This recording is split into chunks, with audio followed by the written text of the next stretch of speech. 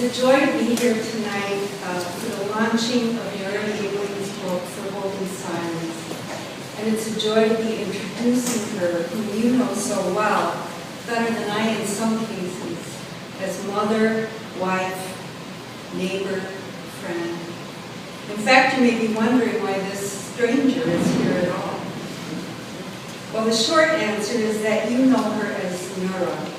For me, she's always been peg of my heart. And I met her first and know her best as a poet. We walked into the same creative writing class in Buffalo almost 40 years ago and have been friends ever since. I know her as a woman who loves and trusts words. At 21, she was already the woman you know, adept at costumes and collage, at singing, baking pies, scouring thrift stores for old lace. She was already a poet, but unlike many poets, she had little talent for leisure. Nura was a worker. In school all day, waitressing at night, she yet found the time to write, study, memorize, and argue about poetry. She used words to shape chaos into order and ugliness into sense. She used words to sift through all the experiences of everyday life and to celebrate their beauty. None of it surprised her, as she says in her poem, Peacock. But whereas once she might have shared the secret of an icy road or a jeweled bird, now she keeps the image of the peacock for herself alone. That's the granddaughter of the next poet. No more beautiful sound than that. Except she doesn't. Poetry is never that black and white and never should be hoarded or private. In all longing, she writes, from the beginning, I've known I'm obligated to love the world. Being a poet, in the end, Nura had to put into words her iridescent journey toward silence. And we are so lucky that she did, and that it found a home at Blaze Fox Books. Please join me in welcoming my peg, your Nura Yingling.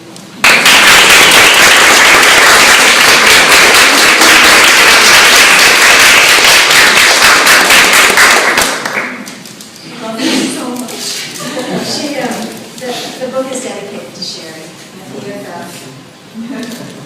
I just want to thank everybody for coming and to look at and see people from so many parts of my life in the past is so wonderful. And especially when the students came in, that's when my tears came.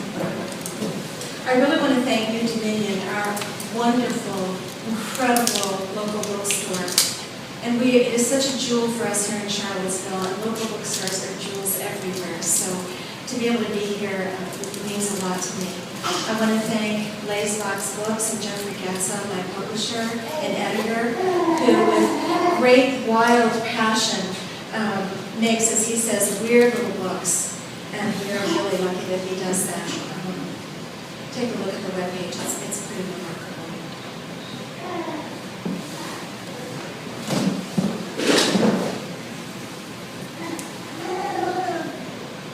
Let me be where I am.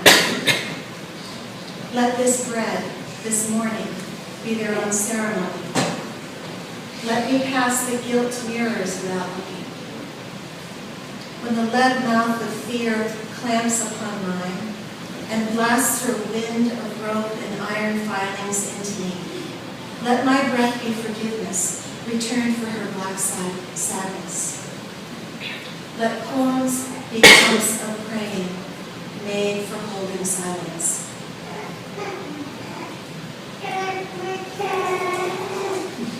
I love the sound. Do not worry.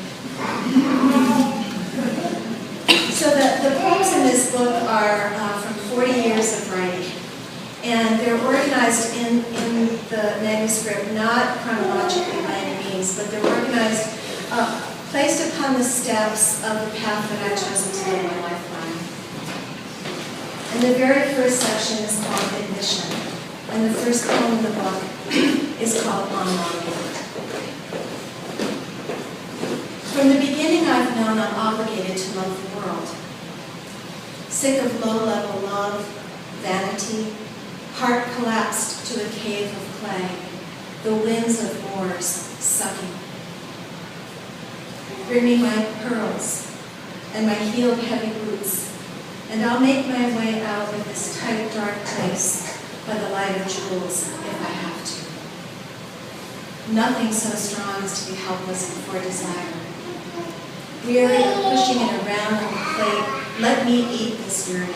It's meat, potent smash and crackle, like water, but not. Send time one way, death another.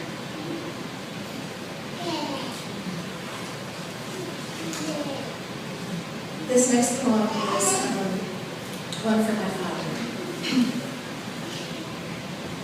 St. Louis, New Orleans, Baltimore. Windy nights the dead stir up the darkness within their attic shoeboxes and climb from their quiet paper squares through bundles of letters and cracked tape, slip onto the wind tunnel platform between the rattling cars of trains to board my dreams in their wingtips, an apron, a pork pie hat, a mink. Through the smeared glass of a phone booth, they watch me fumble with the wrong coins and slippery dye. A hand rests on my hair as I work by lamplight at the yellow kitchen table. During the important meeting, they shape their mouths into O's when I speak. Great aunts with no handbags in their laps. My young uncle in his sad uniform, staring out the corporate window. When my father comes, I understand he's only been away in a hotel trying not to drink. I want to know what's in his pockets. He often brought me an airport bracelet, small lettered beads the size of baby teeth, strung onto elastic to spell the city of his latest trip. I don't want to hurt his feelings or be greedy. I ought to show him my treasured collection. St. Louis, New Orleans, Baltimore, they have to be similar.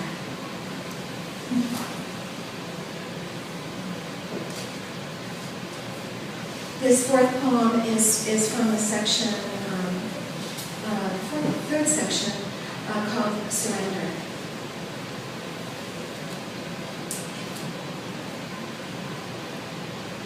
The talk. I was watching the Nelsons, waiting for Ricky to play his guitar at the end of the show. The part where the camera zoomed in close on his V-stone lips. Hello, Mary Lou, goodbye.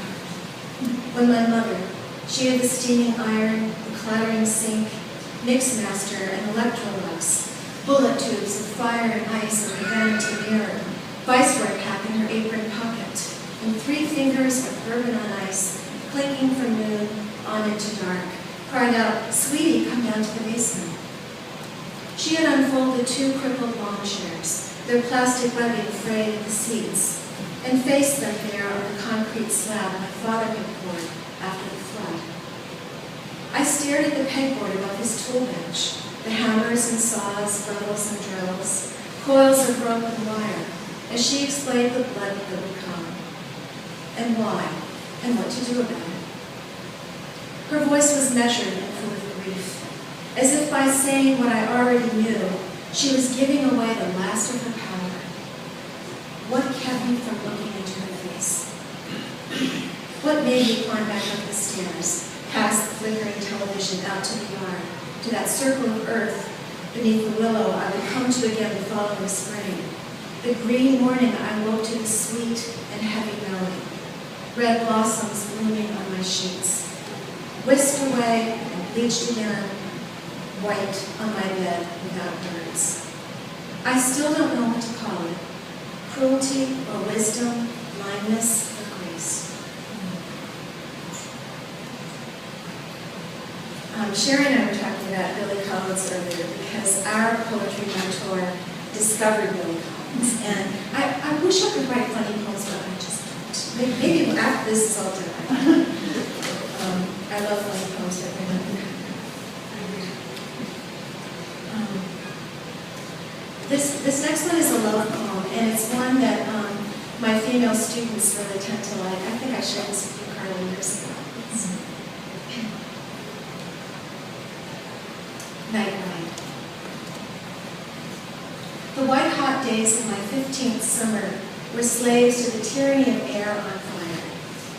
Father's garden flowers burned black in my eyes. Mother's plates of fruit to carbon in my mouth. I was in love. The yearned for serpent spiraled around my drumming body. Tight as my legs hugged the rope, I flung from my window all those diamonds. He would be there, on the lawn, incandescent, blue jean prints on his Tennessee bike. I'd ride his handlebars through tunnels of stars, blacktop and wind, until some soft form of light from some far place we could not see would warm our faces, bring back time, make us slow and stop and leave the road for the high secret grass to sink and drown in the rush of our kissing.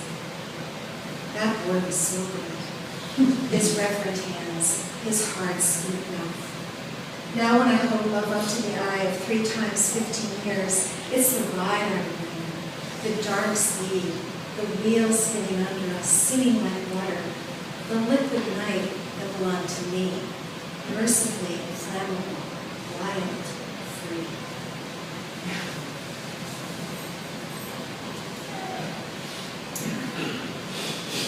We're all teachers in a little organizational it's working. This next poem, Sherry actually asked me to read it, and it's from when I lived in Montana. I lived in Montana for 11 years, and I wrote some poems from there, and I'm glad she asked because I didn't really have any other Montana poems. Peacock. I lived on a mountain in a trailer up there. I lived on a mountain in a trailer. This morning, driving to town, I had to swerve up a steep hill by the Everett place to miss a peacock in the middle of the road. A male, gorgeous and ludicrous in the dawn light, strutting his useless colors for no one's benefit, or maybe for mine.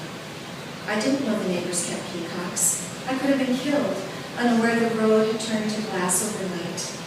With the old knowledge of letting loose the steering wheel, pumping the brake, and guiding the car, smooth and easy, back on course, saved me again as it has every winter.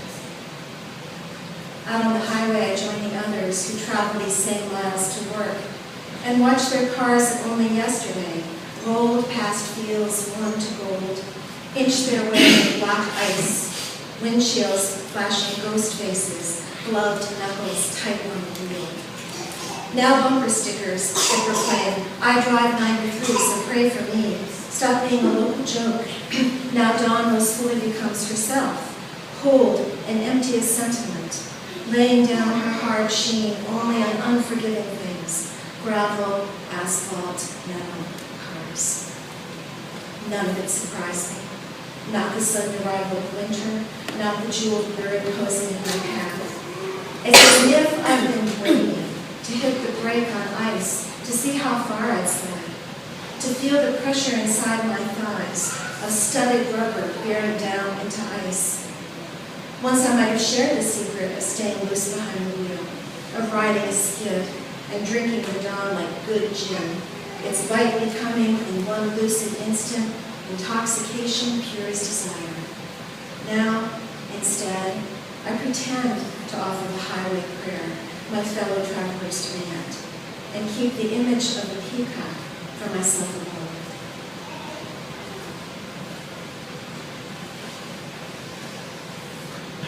So this next one,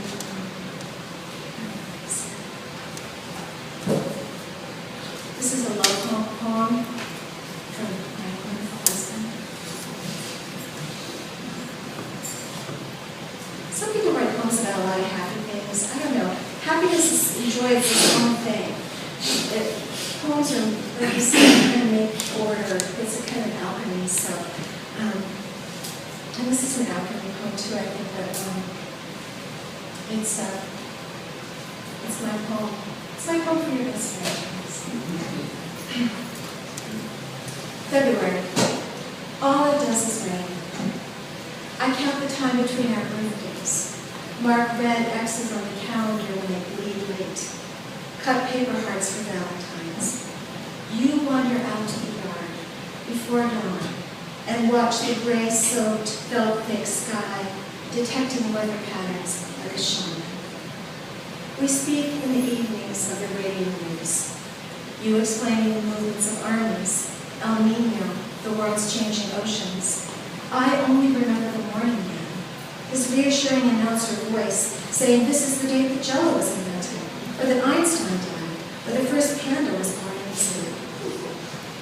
You told me once when you were a boy, lying in bed, you'd shift the plane of your face to imagine how a 12-degree angle shot straight from your eye would bisect the Washington Monument.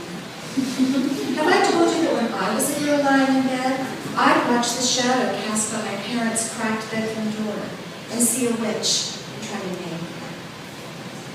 This month, pregnancies and funerals collide within the families of people we know. Each of us is quieter, canceled out somehow. Our children, though, are old enough to make our winter birthday cakes and hang balloons from the dining room light. Only at night do we find ourselves touching, under blankets like waves in our ship of a bed. The word beloved is as true as any my mouth can shake, a glowing coal against the slanted rain.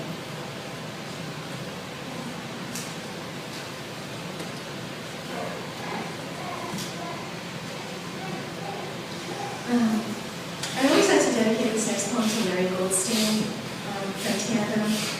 My wonderful daughter Emily is here, and she was a Tandem, graduated in '99, and her brother was there through middle school too. He would have been 1 year later. And this is about when the upper school put on the play Macbeth. Steve, you can write that.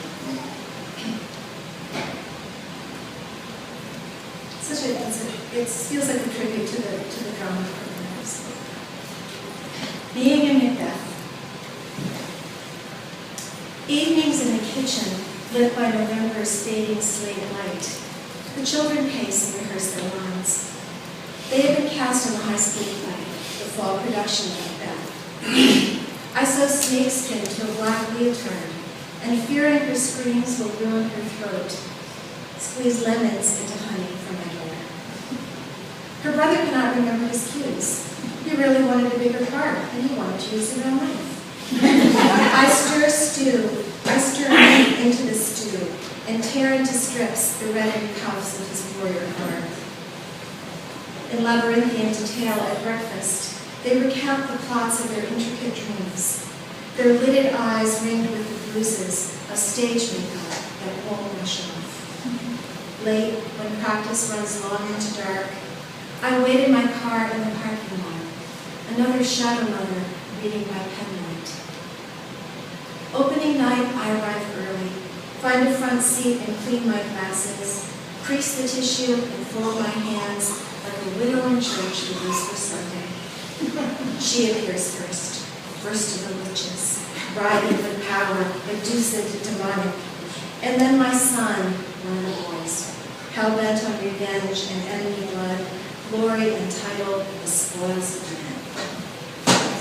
Driving home, the car is quiet. In the back seat, they lie entangled in torn costumes and each other's long limbs. The heated air is full of their sleeping, ragged and heavy. They are like beasts, bigger than life. The trees I pass are sharp, cold spears that point to the stars. I am thin as paper, light as sign. All I have done could be blown away with a single human breath.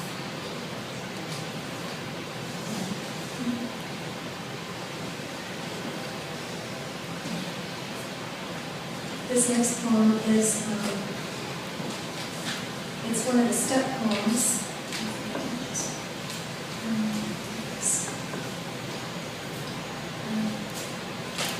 I combine step 8 and step 9 in this poem. Step 8 and step 9.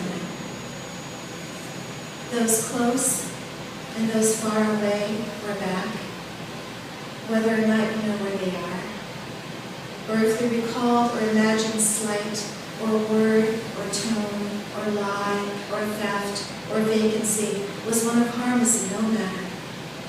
Even if names or lives have been erased, they belong on the list.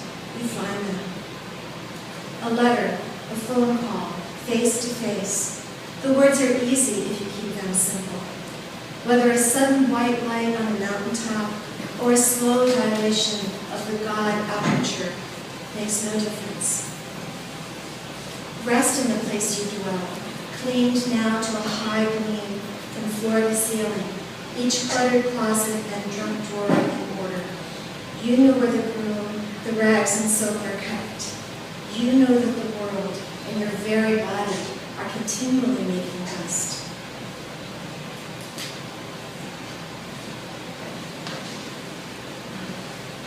I'm going to switch,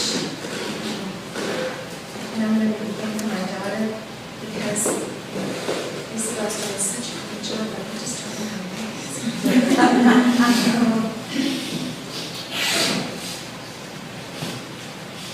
If you have a daughter,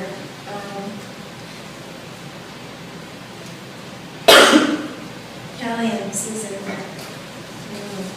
know this. Doors. And the epigraph comes from the book I reference in the poem.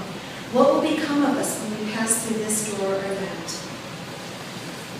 My daughter and I sit side by side on the living room sofa, matched at the hip. A book titled Doors, balanced half on her thigh, half on mine. Because we are the same length, because I'm right-handed and she is left, we turn the pages in perfect alternation, in a silence we are each wise enough to keep. The book is a gift from her to me, neither my birthday nor Mother's Day. She bought it, she said, because she knows how I love blue doors. Because I've never been to Paris, where I always imagine there are blue doors. And because on the cover is a wondrous blue door. And because she can tell, I am not glad to see her. Only 2 weeks ago I left her at college, and so her surprise return is too soon. Not knowing how to have a life in which she is gone, I don't know how to welcome her back.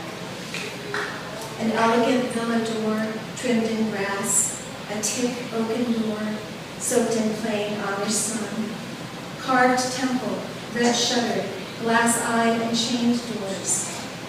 Doors with angel wing knockers and cavern black keyholes. Each one is closed, its image snapped from the outside in. The rooms behind them concealed, just imagined. A threshold, a lintel, a jamb, a hinge, the shadow of something beyond the frame that darkens the cell. What is home? Where belonging? A ring of keys turns weightless in my palm, my own knocking a muffled whisper. Having no need for passwords now, I become instead a listener. Her body pressed warm here and sweet against mine. My daughter who must go back, away, tomorrow, again, flips back through the pages to find the door she loves the most. As I wonder if she can imagine the feel, the turn or the lift of the knob or the latch, the weight and the sound of her own chosen door as it swings open to let her in.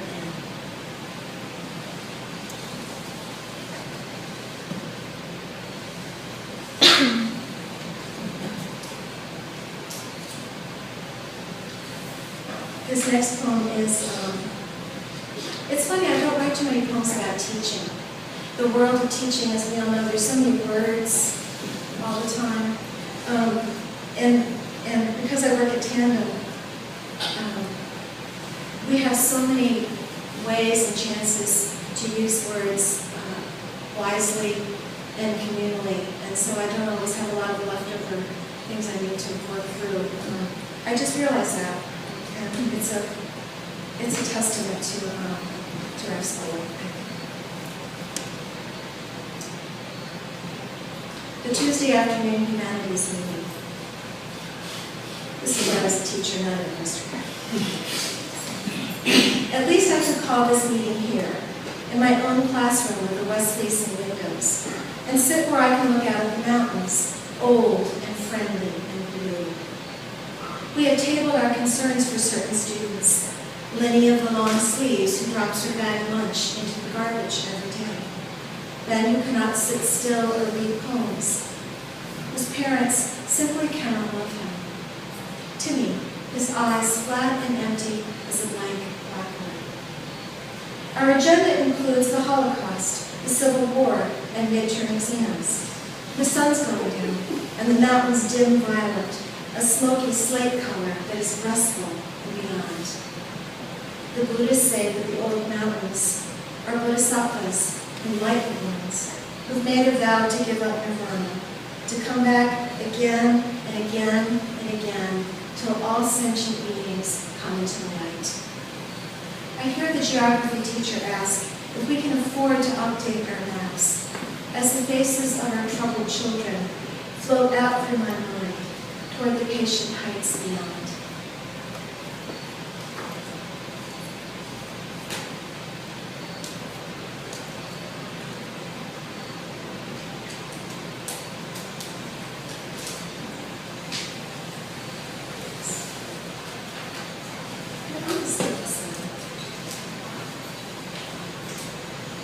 So I had a wonderful phone call this morning from my children's dad, my ex-husband.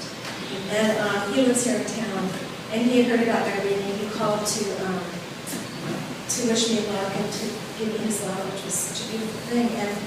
And he said that somebody in our family had read the book and said, well, it's really, it's a woman's book. And it was like, guilty. Guilty as charged. This is called Change of Life. A Sunday afternoon, and I'm lying on the sofa with a hot water bottle on my belly, so swollen with thick blood, it pumps out clots like liquid booties, oracles of uselessness from their spongy nest. My daughter is 17 and in love. She wants the car to drive into town. My son, 14, is up on the roof, reading a book about Viking conquests. All the columbines I have planted in the perennial garden have bloomed. Palest yellow, purple black, blood orange red, and they're not what I pictured, but witch flowers, more at home on the cold moon than here. It is May, and beyond the sliding glass doors, the trees are blowing and blowing. Green and sun gold, maple and poplar leaves flatten and tilt, lift and wave, like thousands of tiny, transparent hands.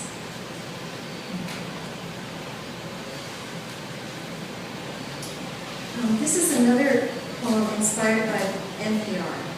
And lines, words, images will come to me as I'm listening to the radio. And I really wanted to read this. It's another poem from my father, and it also references Marion McPartland, who just died a week or two ago, and her piano jazz work, which I love so much.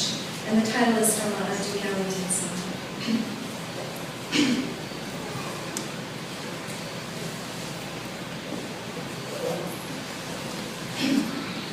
Come Sunday.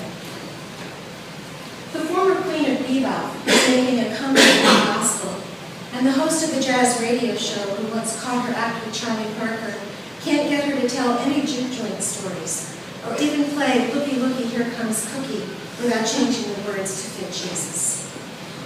Those days before I was saved, she says, were the days of the devil. Clearly, there's nowhere for the interview to go. So the host plays a piano solo, Come Someday, by Duke Ellington. It is Sunday, and though I am making spiced black beans, carnival rice, and peach pie for supper, I stop and weep at the cutting board, having never heard this tune before, not as a girl crouched close by my father, beside the living room RCA, as he sat, tipped back in his lounging chair, eyes closed, clinking golden drink in hand, the smoke of his cigarette rising thinly up to the ceiling, then curling away like the last note at the end of those songs. Solitude, Miss the Saturday Dance, Sentimental Journey, Mood Indigo. I knew even then Only love or grief could invent those melodies, the shadow beauty of such minor keys.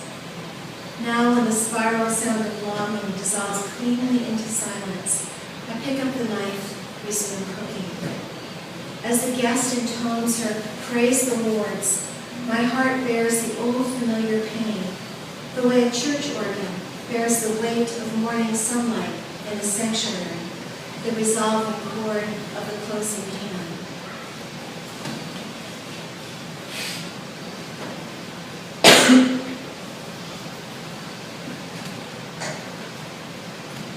When I was going over this today, Sherry reminded me she was here. She was in Montana with me when I was doing this face painting that I referenced in there. It was like, she's been everywhere with me, so really.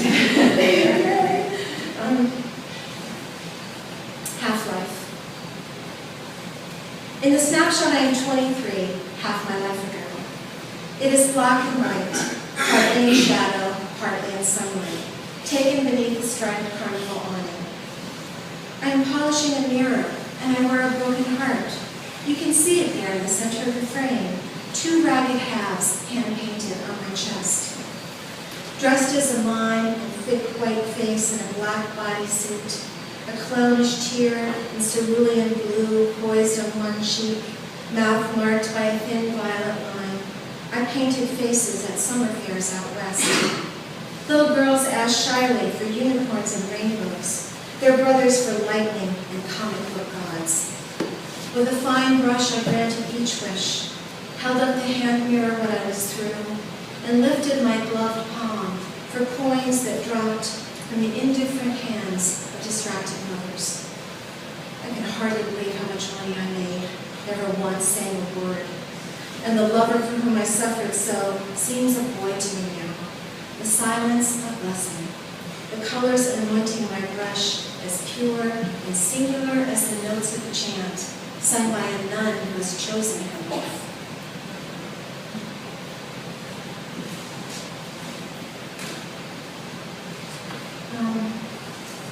These next two poems are Christmas poems, and even during kind of wordless decades, I always managed to write a poem at Christmas and send it out to everybody. And I love that line in Huck Finn, Nancy, where he goes, well, I'm going to sweat out a few lines of poetry, and always with the bridge words. And I was like, there were years where all I did was sweat out one poem. So I'm going to read a couple of these Christmas poems. These are actually pretty recent. 2 a.m., you are still awake. The full moon pours stark milk into your room and sharpens the trees behind the window glass to black paper cutouts, gallows. 2 a.m., you are still awake, jangling like a payphone on the side of a road in your chronic dream of driving alone on the darkest night. A phone booth appears, a box made of this same haunted light, out somewhere in the middle of nowhere. The dying world has become the topic of party conversation. Even your Dharma teacher recites the grim statistics. If not for the children, you might move to Bhutan or Finland. What keeps you from sleeping is always the children. Fear and prayer flashing in their tiresome duel. The glass flashes red, and ambulance shrieks. You hear the soothing voice of a friend who has suffered. Think of a phrase Thomas Merton might have written. And the word God suddenly bears no weight. A vast explosion in the center of your heart, then space for nothing but everything. The woman at the stop and go, standing at the cooler in her Christmas sweatpants, staring in at the lit bargain wine. How she let you hold her like a trusting child, though you barely know her, seed sleeping deep in the dreaming earth, and the moon floating, weightless and silent, within your ribcage. All forms of light for a moment one, knowing for a moment you're awake.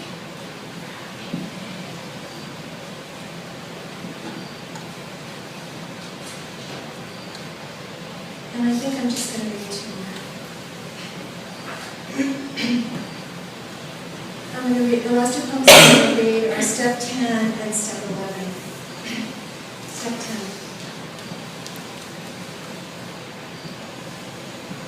She slips back in sideways, on the rim of a breath. If you're not careful, her arrival goes unnoticed. And then there you are, flipping the tone of your voice, muttering curses at slow drivers, telling everyone how much work you have to do. Being right starts to matter again. So, watchfulness is how you live your days. When she wins, and she will, in one moment or another, you go to where her shadow has gone and speak the light back.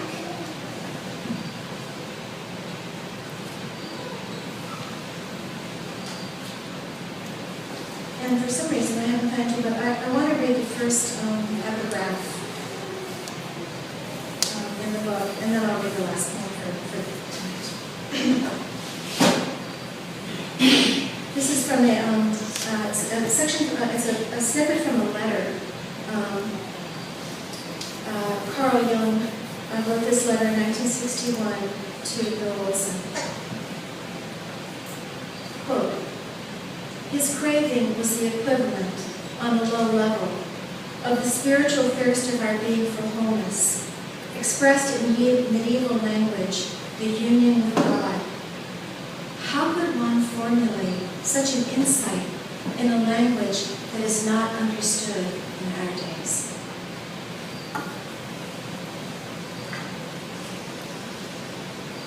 And I will end with step 11.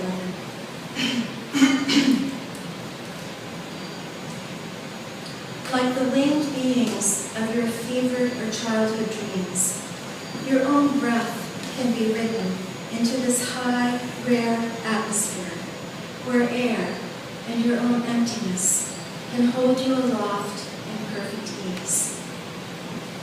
No need anymore for efforting. Here in weightless stillness is what you've always wanted, to be held, beloved, dissolved, pure as water, plain, unspoken, your prayer, your own surrendered life.